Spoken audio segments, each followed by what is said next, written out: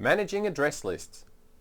In Exchange Server 2003, there is a single address list called the Global Address List, or the GAL as it's better known, and it's this GAL that holds the entire directory of Exchange users. Now, as you might imagine, in a large enterprise, this GAL can become extremely large and very difficult to use, making it time-consuming to locate the user that you wish to contact. Exchange Server 2003 simplifies this somewhat by allowing you to create address lists which are a smaller subset of the GAL and contain users that are grouped together by a common attribute, such as their department name. Now, these address lists can contain users, groups, contacts, and public folders. It's important to understand that address lists aren't like distribution lists in that distribution lists have members, whereas address lists are simply pointers, if you like, to objects that are in your Exchange organization. These objects are found using LDAP queries based on their common attributes. Now, when we first installed our Exchange 2003 server, there were some default address lists that were created. In our Exchange System Manager, if we expand Recipients and then expand All Address Lists, we can see we have 4 default address lists, and that's all contacts, all groups, all users, and public folders. And if we also expand All Global Address Lists, we can see we do have a default global address list. And finally, if we click on Offline Address Lists, we can see up here that we do have a default offline address list as well. Now, in a small organization, you'll probably find that these default address lists are sufficient for your needs, but in a large company, you'll want to take advantage of the ability to create your own address list so you can make searching for objects much quicker. Now, before we rush off and create a new address list, what I'm going to do is I'm going to come down here and click on Start, Administrative Tools, and then I'm going to fire up Active Directory Users and Computers. Okay, now I'm already in the Users OU here, so what I'm going to do is I'm going to right click and I'm going to create a new group. Now, the default group scope is going to be global and the default group type is going to be security, and this means that we can assign permissions to this group. So this is just a regular group we're going to create. So what I'm going to do is I'm going to come up here and I'm going to give our group a name, and we'll call this one a sales group. So we'll click Next. Okay, next we get an option to create an email address for our group. Now I'm going to skip this and we'll just choose Next and we'll choose Finish, and there we can see our sales group down here. Okay, so what we'll do now is we'll go back to our Exchange System Manager and we'll create a new address list for the sales group. So we'll come up here and we'll right click on All Address List and we'll select New Address List. Now, the first thing we need to do is provide our address list with a name, so we'll call that one Sales. Now next, we'll click on the Filter Rules button, and this is where we'll use the Windows Query feature to build our LDAP query. So here we need to specify which criteria we will use to determine the members of our sales group. Now, in this example, it's pretty easy. We want to create a condition that uses our sales group that we created a moment ago. So in the Find box here at the top, we can choose the category from which we want to target our query. Now, the default, as you can see, is Exchange Recipients. But like the query feature in Active Directory Users and Computers, we can also select from Users, Contacts and Groups, Computers, Printers, Shared Folders, OUs.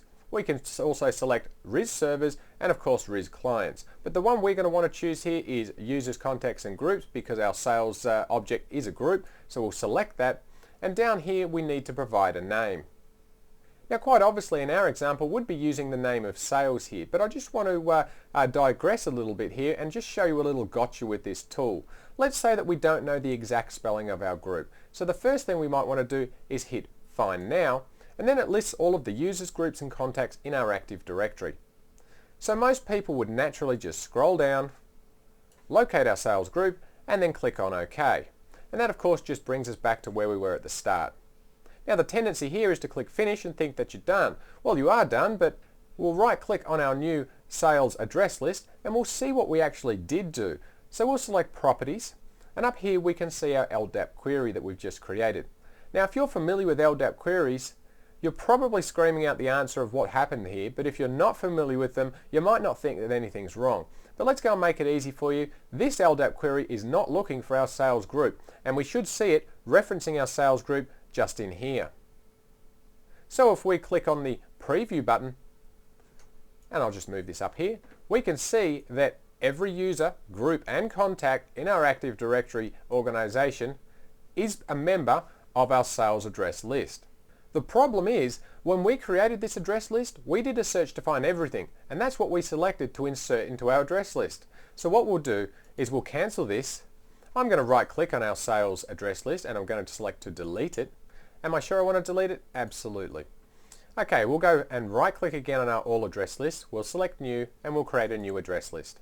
Again, we'll give our address list the name of sales and we'll come and click on filter rules. Now in the find box, we'll select that. We'll choose again users, contacts and groups. And in the name field, we could simply enter in SA, and that will narrow down our search field. So we'll click on Find Now, and we can see that the only match returned has been our sales group. Now again, if you click on OK here, you're going to fall into the same sort of trap. But we'll do that. We'll click on OK and we'll click Finish. Now if we right click on our sales address list and select Properties, we can see here that our LDAP query is looking for SA and an asterisk. So yes, it will find our sales group. So we'll click on Preview, and we can see that yes, the only result we have in here is our sales group. Now that's terrific. That is what we want. Okay, well the net effect of what we've just done is we've successfully created an address list for sales, but if we happen to add a new group down the track called SAP for our SAP users, then those guys will find themselves added to our sales address list, which isn't going to be a fun experience. So what we'll do is we'll close that here, and instead of deleting this and recreating it, we'll click Modify. Now we can see our search criteria. We looked for SA. Now again, if we didn't happen to know the spelling of our sales group, we could click on Find Now and we can see yes, the full name is Sales. So what we'll do is we'll enter in Sales. Again, we could click on Find Now if we really want to confirm that, and then we'll click on OK. And now we can see here that our LDAP query is referencing the word Sales. So now if we did happen to add in an SAP group, those members wouldn't be added to our sales address list. Okay, there's a couple more things I wanted to point out before we wrap up this discussion of address lists. On the Details tab, it's pretty much like every other screen we've looked at that has a Details tab. We can simply write in an administrative note about this address list, such as why we created it, etc., etc. Now on the Security tab, we can use the Windows Access Control List to specify which users or groups have the ability to modify this object. Now by default, only the administrator and the enterprise admins have full control, and authenticated users have the ability to list the contents of the address list. Okay, so that's how easy it is to create an address list. Just be sure that you don't fall victim to one of those earlier traps, and if in doubt, go into the properties of your address list, click on Preview, and then you'll get a clear view of which members are in your address list. So now you can go on and do the same thing for your marketing group and your accounting group and so on. Now once you have all of your groups set up and you've created address lists like we just demonstrated, both you and your users will be glad of the time you spent making all of your lives easier. Okay, finally, let's go and take a brief look at offline address lists. So we'll cancel out of this here, and we'll right click on Offline Address List, and we'll select New Offline Address List. Now we get a familiar looking dialog box here, so what we'll do is we'll first enter in a name for our offline address list, and I'll be terribly original here, and I'm going to call mine Offline. Now next we need to provide a server that we're going to store the offline address list on. So what we'll do is we'll click on Browse, and then we can use Active Directory to locate an Exchange server, so we'll click on Advanced and then Find Now. Alright, we can see down here that Server 01 has been returned as our only Exchange server. So we'll choose that and we'll click on OK and then OK again, and we can see that Server 01 now appears here under our offline address list server. Okay, so we'll click on Next. Now we need to add in any address list that we want to be made available offline. The default, of course, is the default gal. So we'll click on Add, and again we'll use Active Directory to locate any additional address lists. So we'll click Advanced, and then Find Now. And here we can see all of the address lists that we do have available. So we'll select our sales address list in this instance, and we'll click OK, and then OK again. And now we can see that our sales address list has been included to be made available offline. Now if we're done, we can simply click on Next, and we'll just get a message that tells us that this offline address list won't be created now, but instead it will be scheduled for the next maintenance period. So we'll click Next, and then we'll click Finish. Okay, and here we can see our offline address list that we just created. Now the final thing we should do is configure a mailbox store to use our new offline address list so that it can update as changes occur. So what I'm going to do is I'm going to expand our New York administrative group, and then I'll expand servers, then server 01, and then I'll expand our first storage group. And I'll just make this a little bit easier to see here. Okay, here we can see we have our mailbox store. So what we'll do is we'll right click on it and we'll select properties. Now on the default tab, which is the general tab, we can see our offline address list is using the default offline address list. So to change this to use our new offline address list, we'll click on browse, and again we'll use Active Directory to locate our offline address list, and we'll click on advanced and find now. And we can see that we have two, so we'll select offline, the one we created a moment ago. We'll click OK, and then OK again. Okay, so there's our offline address list configured and ready to go. Now at the next scheduled maintenance period, this new address list will be made available to clients who disconnect from our network. So we'll click on OK. Now before we wrap up this discussion, we'll right click on our offline address list we created, and we've got a couple of options that you should be aware of. The first option we have, Rebuild, will rebuild the contents of our offline address list, and this is useful if you make a great deal of changes to the address list or it becomes corrupted.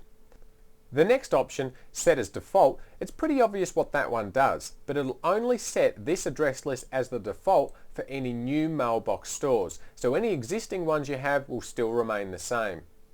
So if you do select this option, just be aware that this will only take effect to any new mailbox stores added to our Exchange organization from this point onwards. Now the All Tasks menu just gives us these two options again, but if we go and click on Properties, we can then modify our offline address list to either add or remove lists. We can also change the update interval, which defaults to 5 AM every morning, and this just simply means that at 5 AM each morning the offline address list will be updated to include any changes that have been made to our address list that are selected here in this window. And finally down here, if we have any old Exchange 4.0 or 5.0 servers, then we can maintain compatibility with those servers. Okay, there you have address lists and offline address lists. As we said earlier, these address lists and offline address lists are quite easy to configure and will result in faster searches for the objects you're looking for. Make sure you spend some time planning your address list, then go and set them up, and you'll be glad you did.